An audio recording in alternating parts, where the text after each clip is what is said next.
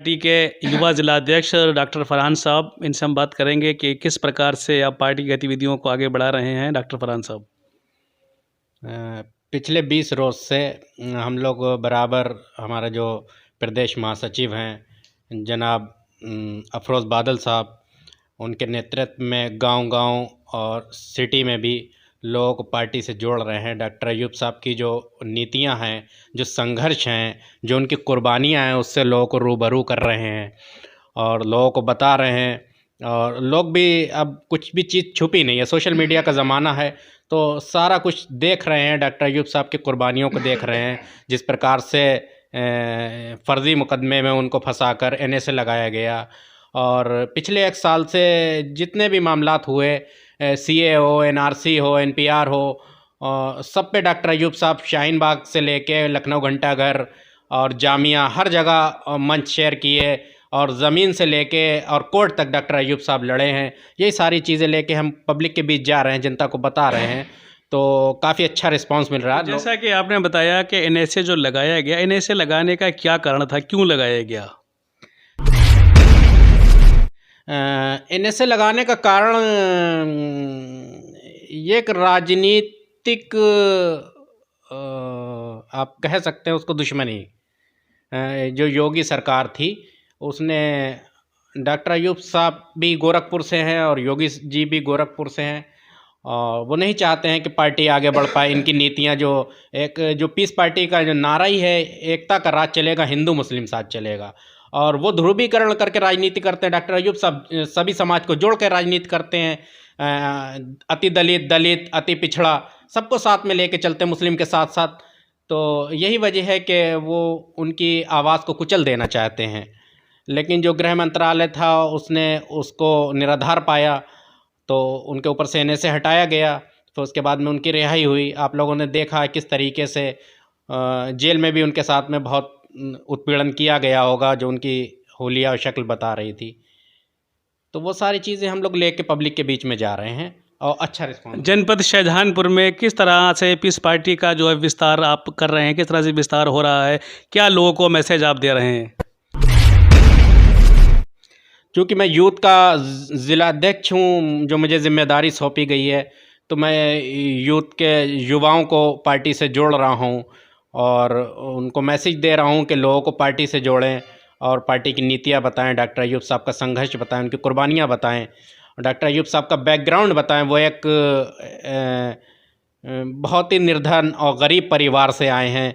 जो कुछ भी उन्होंने स्ट्रगल किया, मेहनत की, आज और फिर MBBS किया, MS किया, उसके बाद IAS किया, तो ये सारी चीज़ें उनका बैकग्राउंड बताएं। एक संघर्षशील व्यक्ति रहे हैं वो अपने जीवन में बचपन से ही। तो ऐसे ही लोगों को देश की ज़रूरत, देश और प्रदेश को ऐसे ही लोगों की ज़रूरत है, वही देश को और प्रदेश को आगे ले जा सकते हैं। आने वाले 2022 में जनपद शाहजहांपुर में कितनी विधानसभा सभाओं पर आप अपने प्रत्याशी लड़ने का?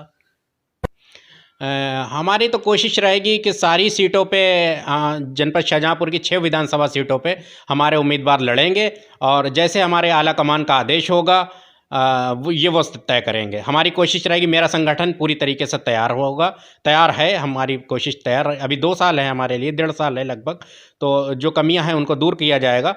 6 विधानसभा पे हमारी कोशिश रहेगी उम्मीदवार लड़ाने की और अच्छी फाइट करने की और जीतने की। बाकी हमारा जो आला कमान है वो तय करेगा कि कहाँ से हमारा उम्मीदवार लड़ना है। अभी रिसेंटली जनपद शाहजहांपुर को जो नगर पालिका थी उसको नगर निगम किया गया है। आने वाले चुनाव में नगर निगम में क्या प्रत्याशी आप अपना खड़ा करेंगे?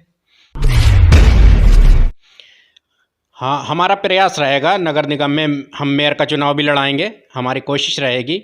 और उसके लिए कई लोगों से बात भी चल रही है, मिल रहे हैं, और कई चेहरे हमारी नज़र में हैं, जो लोग भी हमसे राब्ता कर रहे हैं टिकट के लिए। मगर पहले हमें उनका देखना है बैकग्राउंड, वो कैसे हैं और किस प्रकार का चेहरा है और क्या कर सकते हैं जनता के लिए। तो उनका बायोडाटा हम ऊपर आला कमान को पहुंचाएंगे, तो वो तय करेगा कि किसको टिकट देना है, किसको लड़ाना है। अभी जैसा कि एक भयंकर महामारी रही कोरोना काल, किस प्रकार की गतिविधियां रही हैं आपकी पार्टी की, आपके संगठन की और आपके राष्ट्रीय अध्यक्ष साहब की? कोरोना काल में किस तरह से उन्होंने जनता का क्या सपोर्ट किया, क्या एक्टिविटी रही?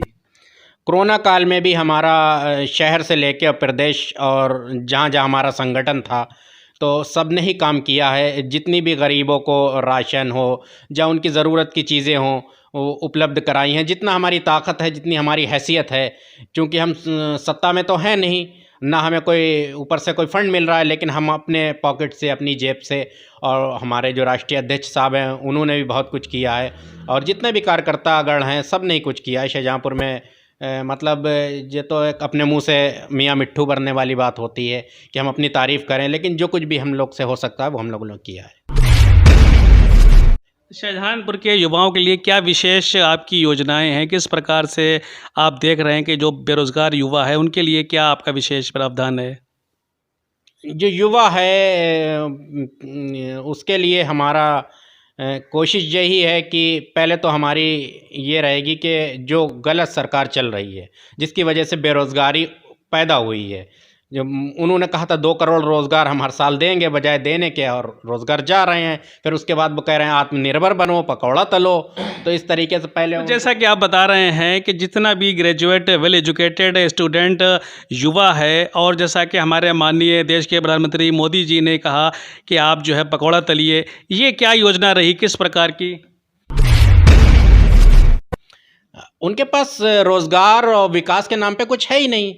सिर्फ ध्रुवीकरण और हिंदू मुस्लिम और ये सब फालतू के एजेंडे, धर्म परिवर्तन, लव जिहाद, तो पब्लिक को उसमें उलझा के रखना चाहते हैं, यूथ को उसमें, युवा को उसमें उलझा के रखना चाहते हैं।